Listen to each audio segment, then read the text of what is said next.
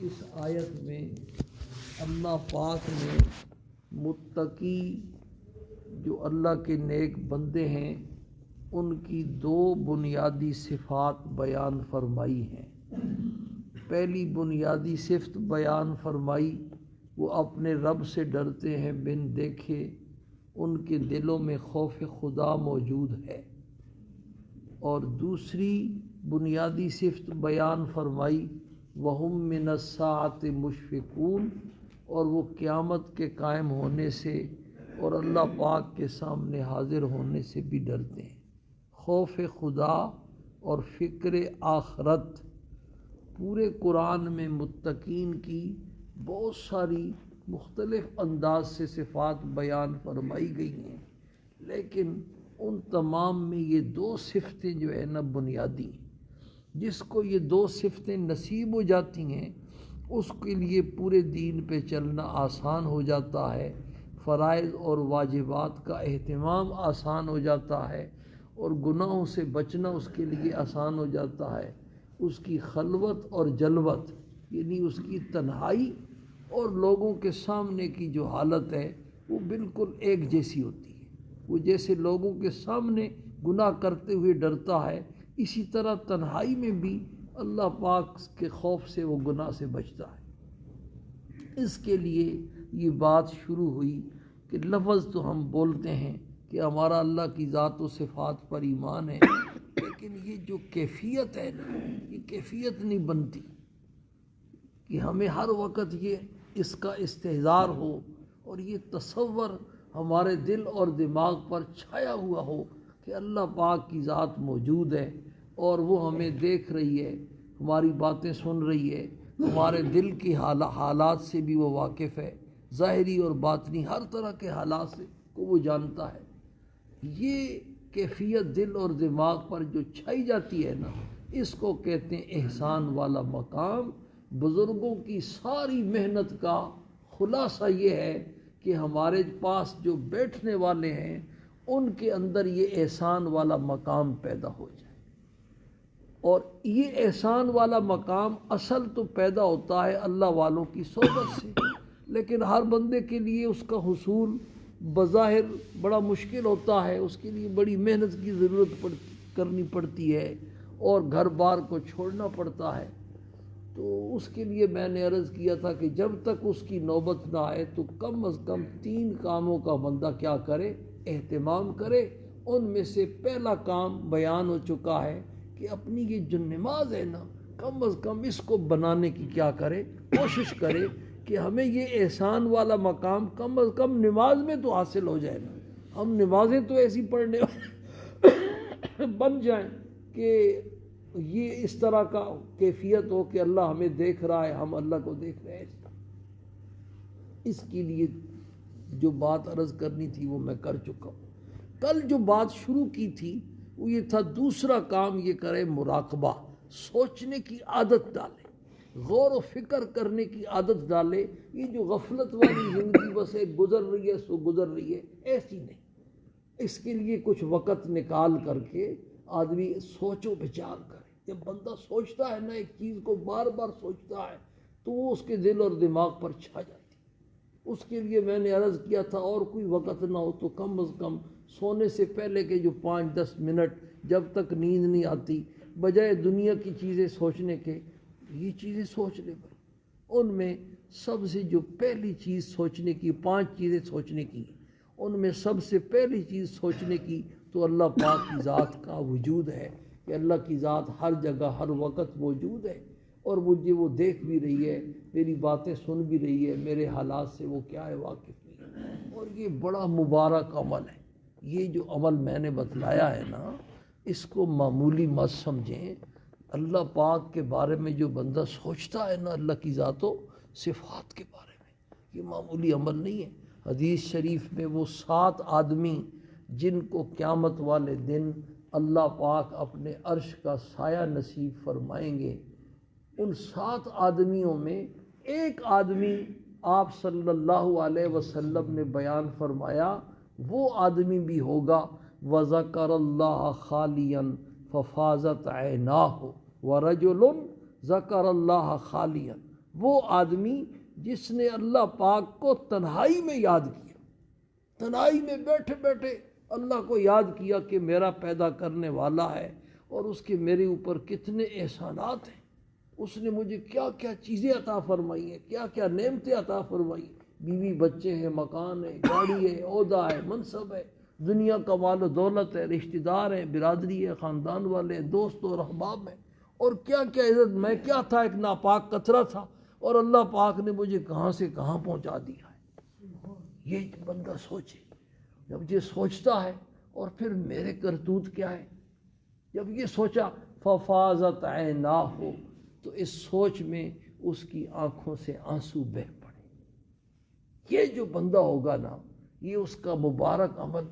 اب یہ میں آج ابھی میں یہ باقاعدہ سوچتا رہتا ہوں، یہ کوئی ایسا ٹرخانے والا کام میں نہیں کرتا ہوں، پورا ہفتہ اس پر سوچتا رہتا ہوں۔ ابھی نماز سے پہلے میں سوچ رہا تھا تو اللہ پاک نے میرے دل میں یہ بات ڈالی کہ یہ اللہ پاک حدیث میں یہ لے آیا کہ جب بھی اس نے ذکر کیا تو اس کی آنکھیں بہہ پڑی۔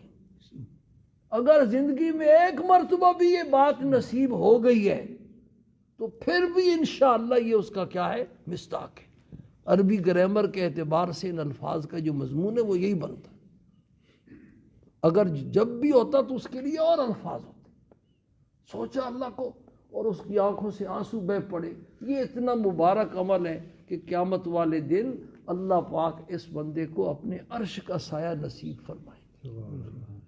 اور یہ تو حدیث آپ بار بار وہ تبلیغی نصاب میں پڑھتے بھی ہیں، سنتے بھی ہیں کہ جب بندہ اللہ پاک کو اپنے دل میں یاد کرتا ہے تو اللہ پاک بھی اس کو اپنی دل میں یاد کرتے ہیں۔ ذکر میرا مجھ سے بہتر ہے کہ ان کی محفل میں ہے، فاذکرونی اذکرکم، یہ تو قرآن کے الفاظ ہیں، مجھے یاد کرو میں تمہیں یاد کروں گا۔ اور سبحان اللہ، جس بندے کو خدا یاد کرے، ہم میں سے اگر کسی کو پتہ چل جائے کہ صدر عارف الوی کی مجلس میں ہمارا تذکرہ ہوا، صدر صاحب نے ہمارا نام لیا ہے، تو زمین پر پاؤں نہیں لگیں گے بھی صدر صاحب میں کہاں اور صدر صاحب کا، تو ساری کائنات کا سچا بادشاہ ہے بھائی، بلا شرکت غیرے، وہ ہمیں یاد کرے۔ سبحان اللہ، اس سے بڑا کوئی درجہ ہے؟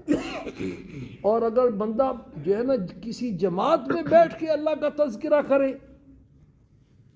تو پھر حدیث میں آتا ہے کہ اللہ پاک ارشاد فرماتے ہیں میں اس جماعت میں اس کا تذکرہ کروں گا جو تمہاری جماعت سے بہتر ہوگی۔ فرشتوں میں اللہ پاک اس بندے کا تذکرہ کروں گا، فرشتوں کی مقدس جماعت۔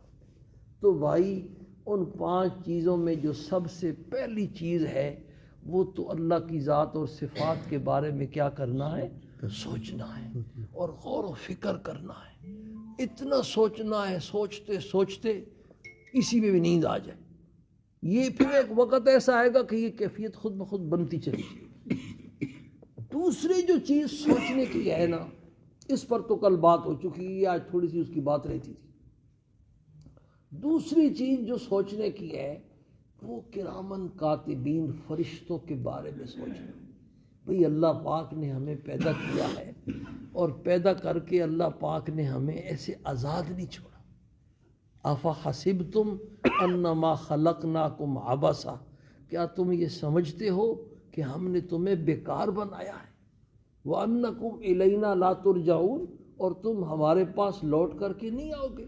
فتعال اللہ الملک الحق، اللہ پاک اس قسم کے بیکار کام کرنے سے بڑا بلند ہے۔ ایسا اللہ جو ساری کائنات کا سچا بادشاہ ہے بلا شرکت غیر۔ ایک دنیا کا معمولی بادشاہ بھی کوئی کام بیکار نہیں کرتا، تو اللہ نے اتنا بڑی کائنات بنائی، اتنے بڑے آسمان، اتنی بڑی زمینیں بنائیں اور تمہیں پیدا کیا، اور ایسی بیکار پیدا کیا، کوئی اس کا مقصد نہیں۔ اللہ نے ہمیں بھائی آزاد نہیں چھوڑا، پیدا کیا ہے، اور پیدا کرنے کے بعد اللہ پاک نے ہر انسان کے 2 کاندھوں کے اوپر 2 فرشتے مستقل بٹھائے ہوئے ہیں جن کو کرامن کاتبین کہتے ہیں۔ اگر دنیا میں اب اس وقت کتنے انسانوں کی تعداد دنیا میں؟ 6 ارب، 8 ارب۔ اگر انسانوں کی تعداد دنیا میں ہے تو 16 ارب کرامن کاتبین ان کے کاندھوں پر بیٹھے۔ انسانوں سے دگنی تعداد صرف کرامن کاتبین فرشتوں کی ہے، اور یہ صرف کرامن کاتبین ہیں۔ اس کے علاوہ جو باقی فرشتے ہیں وہ اور ہیں۔ فرشتے اللہ کے اتنے زیادہ ہیں کہ ان کا کوئی حساب و کتاب ہی نہیں۔ ایک جگہ آیت میں وَلَا يَعْلَمُ جُنُودَ رَبِّكَ إِلَّا هُوَ، اللہ پاک کے جو لشکر ہیں ان کی تعداد وہ خود ہی جانتا ہے وہ کتنے ہیں۔ ایک حدیث میں آتا ہے کہ آپ صلی اللہ علیہ وسلم نے فرمایا کہ آسمان چرچرا رہا ہے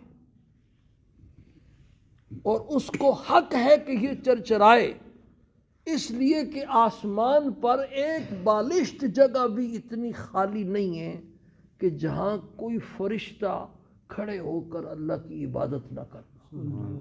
کوئی قیام کی حالت میں ہے، کوئی رکوع کی حالت میں ہے، کوئی سجدے کی حالت میں ہے۔ تصور کرو کہ کیا منظر ہے آسمانوں کا، جہاں ہر ایک فرشتہ۔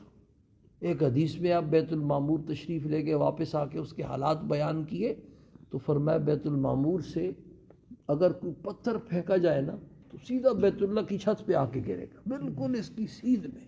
ساتویں آسمان پر فرشتوں کا قبلہ ہے جس کی دیوار کے ساتھ ابراہیم علیہ السلام کو ٹیک لگائے ہوئے آپ نے دیکھا۔ اس کے حالات بیان فرمائے تو ان میں ایک حال یہ بھی بیان فرمایا کہ روزانہ 70,000 فرشتے بیت المعمور کا طواف کرنے کے لیے اس میں کیا ہوتے ہیں بھائی، داخل ہوتے ہیں۔ اور فرشتوں کی اتنی کثیر تعداد ہے کہ جس کو ایک دفعہ باری کا نمبر مل جاتا ہے نا تو اس کی پھر قیامت تک دوبارہ باری نہیں آتی۔ زندگی میں ایک ہی مرتبہ اس کو بیت المعمور کا طواف کرنے کی کیا آتی ہے، نوبت آتی ہے، اس کے بعد قیامت تک اس کا نمبر نہیں آئے گا، اتنی تعداد ہے فرشتوں کی۔ اس سے اندازہ کرو۔ قیامت والے دن جہنم کو اس حال میں لایا جائے گا کہ اس کی 70,000 لگامیں ہوں گی اور ہر لگام کے اوپر 70,000 فرشتہ ہوگا۔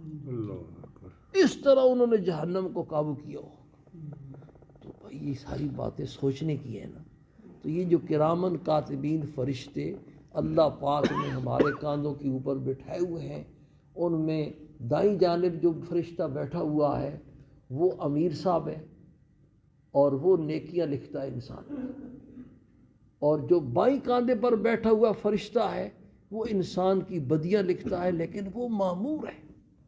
نیکی کا تو بندہ جب ارادہ کر لیتا ہے نا، پکا ارادہ، آج ارادہ کر لیا کہ آج رات کو میں تہجد کے لیے اٹھوں گا، لیکن پکا ارادہ ہے، وسوسہ نہیں، خیال نہیں ہے، پکا ارادہ ہے، تو بس ارادہ کرنے پر ایک نیکی لکھ لی اس نے۔ جماعت والے وہ جو فرماتے ہیں نا کہ نہ ارادہ لکھاؤ بھائی، وہ ارادہ نہیں جو ڈاکٹر نعیم صاحب لکھاتے ہیں،